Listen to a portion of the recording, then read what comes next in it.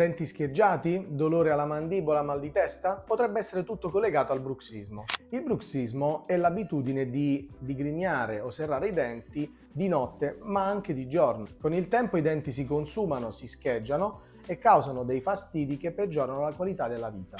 La soluzione esiste.